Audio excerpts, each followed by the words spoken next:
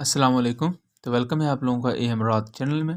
आज हम बात करने जा रहे हैं पाकिस्तान के नए स्टेल्थ क्रूज़ मिज़ाइल के हवाले से, जिसको तैमूर का नाम दिया गया है और इसे पाकिस्तान ने आइडिया में रिवील किया।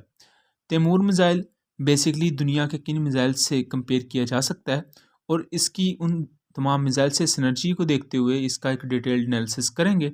लेकिन वीडियो में आगे बढ़ने से पहले आप चैनल को सब्सक्राइब कर लें एंड हमारी वीडियोज़ को शेयर कीजिएगा।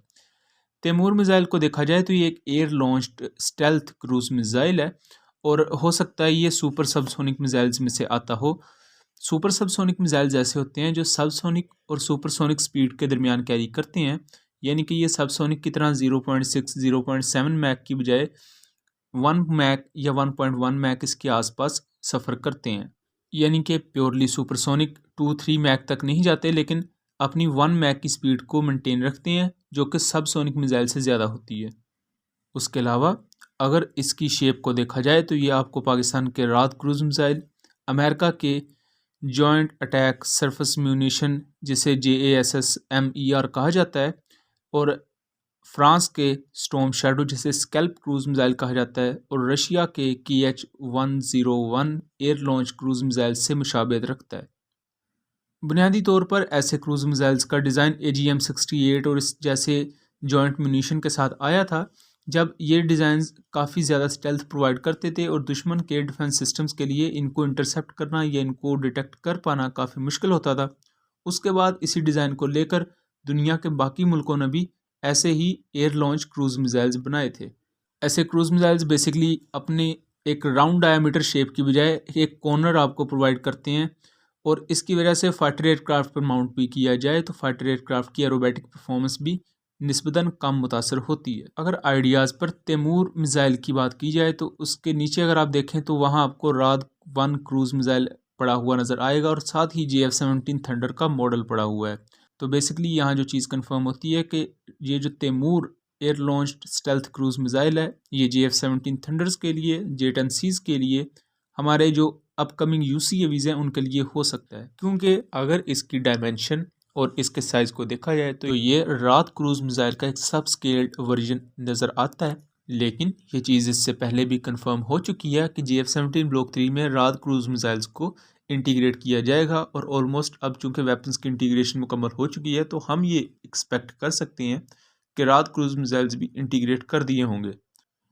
लेकिन यहाँ एक चीज़ के रात मिज़ाइल्स को आप हर हमले के लिए यूज़ नहीं कर सकते।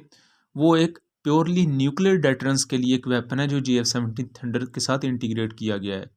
लेकिन जो तैमूर मिज़ाइल है, ये जहाँ तक मेरा ख्याल है ये न्यूक्लियर कैपेबल नहीं बल्कि कन्वेंशनली आपको स्ट्राइक की कैपेबिलिटीज़ प्रोवाइड करेगा। जैसे इंडिया ने फ्रांस से स्कैल्प EG मिज़ाइल्स लिया है, जिसे हम स्टॉर्म शैडो भी कहते हैं।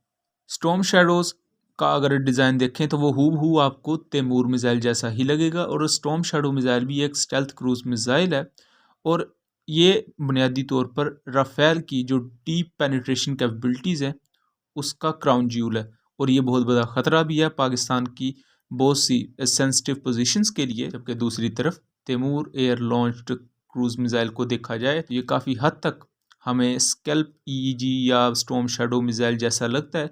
सो यहाँ ये कहना दुरुस्त होगा कि पाकिस्तान ने स्टॉर्म शैडो का एक जवाब तैयार किया है।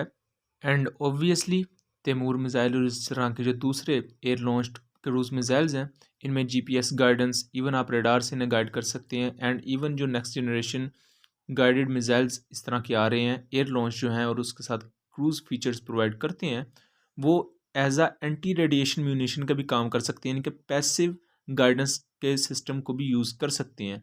सो अगर ऐसा है तो ये इंडिया के S-400 के लिए एक खामोश मौत साबित हो सकता है, क्योंकि ऐसे क्रूज़ मिज़ाइल्स ऑलमोस्ट 100 फीट या 150 फीट की बुलंदी पर चूँकि क्रूज़ कर रहे होते हैं, इस वजह से किसी भी एयर डिफेंस रडार के लिए, इवन नॉर्मल रडार्स के लिए भी इनको पकड़ना काफ़ी मुश्किल होता है, और इनके ये ट्रेन हगिंग फीचर्स ही इन्हें सबसे ज़्यादा ख़तरनाक बनाते हैं। बहरहाल हमारे पास रात क्रूज़ मिज़ाइल्स भी है जिनकी 600 किलोमीटर रेंज है, हम उन्हें भी यूज़ कर सकते हैं, और ओबियसली वो भी JF-17 थंडर में आएंगे, तो S-400 को काफ़ी मुश्किल हो सकती है यहाँ।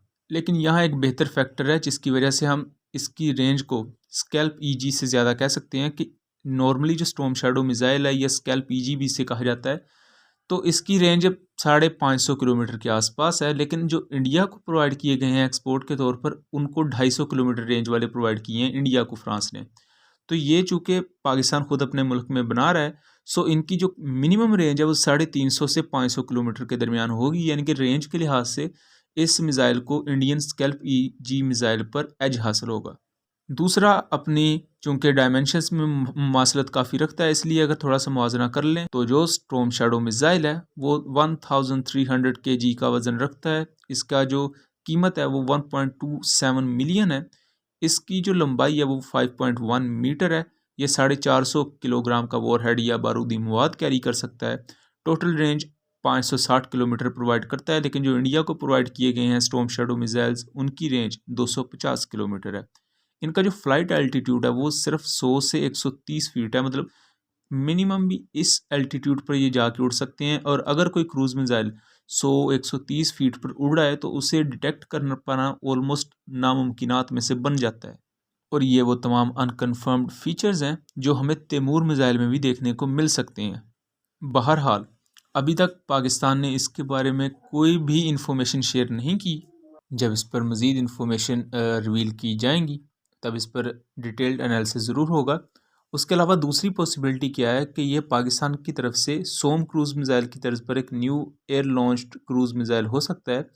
जैसे पाकिस्तान अकंचे ड्रोन्स ले रहा है, सो बहुत से लोग ये क्वेश्चन पूछते हैं कि क्या हम सोम क्रूज़ मिज़ाइल भी लेंगे। तो मेरा ख्याल है कि सोम क्रूज़ मिज़ाइल के लिए जाना एक कोई अच्छा डिसीजन नहीं होगा। हो सकता है हम लें, बट अगर ये एक छोटा क्रूज़ मिज़ाइल होता है जो तैमूर हमने बनाया है, तो ये पाकिस्तान के कंचे ड्रोन्स भी कैरी कर सकते हैं, पाकिस्तान के JF-17 भी कैरी कर सकते हैं, और दूसरे एयरक्राफ्ट भी सेम एज जैसे सोम क्रूज़ मिज़ाइल को टर्की अपने F-16 पर भी यूज़ करता है और अपने ड्रोन्स पर भी यूज़ करता है। उसके अलावा अगर हम इसी थ्योरी को मान के चलें तो इस तरह का एक सब स्केल्ड क्रूज़ मिज़ाइल बनाने में पाकिस्तान को शायद इतना मसला भी ना आए, क्योंकि सेम हमारे पास डिज़ाइन रात क्रूज़ मिज़ाइल्स वाला मौजूद है, और यही डिज़ाइन आपको एक स्टेल्थ क्रूज़ मिज़ाइल बनाने के लिए चाहिए होता है। सो हमारे पास जब एक डिज़ाइन मौजूद था तो पाकिस्तान ने उसका एक छोटा वर्जन बना लिया जो कन्वेंशनल डीप पेनिट्रेशन स्ट्राइक्स की कैपेबिलिटीज़ आपको प्रोवाइड करे। तो आपका इसके बारे में क्या ख्याल है? अपनी आरा से ज़रूर आगाह कीजिएगा। मिलेंगे अगली वीडियो में, तब तक के लिए अल्लाह हाफिज़।